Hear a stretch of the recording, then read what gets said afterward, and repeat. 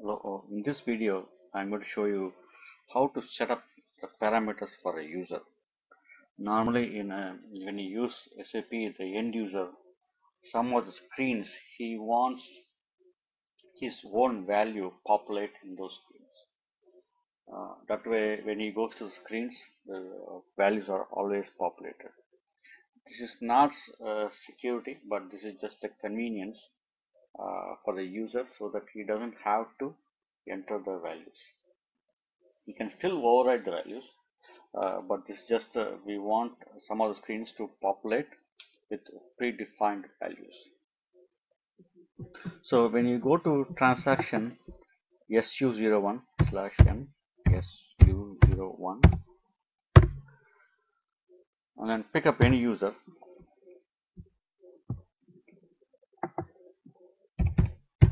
let's say for example SAP star.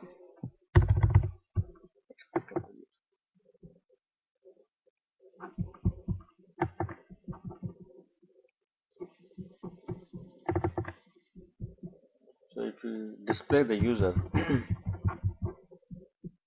there is a field here called parameters. There's a field here called parameters. So how do we populate? Let's say for example the user is asking, I want for company code, I want 2000 to be populated in the company code field.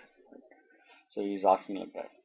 So how do we find out what is the parameter ID for the company code and how do we populate it here?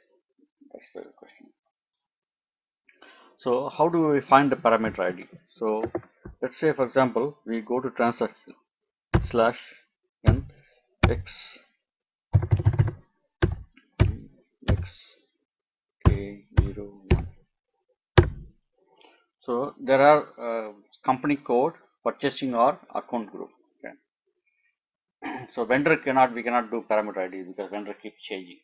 So the parameter IDs can be possible for some of the organization values.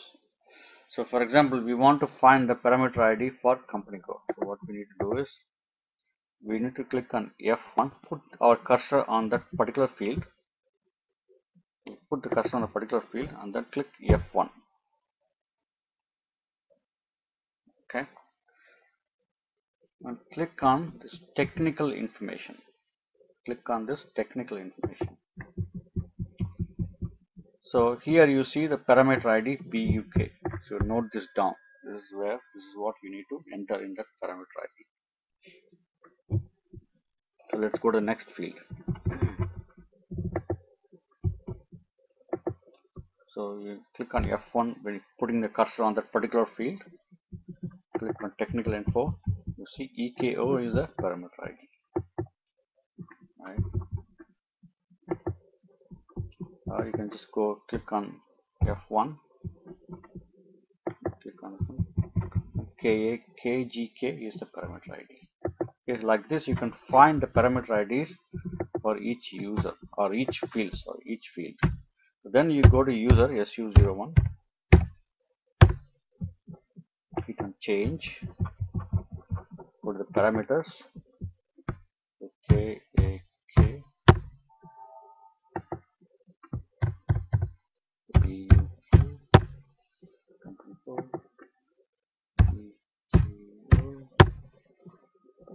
so you can just put your values here, 3000,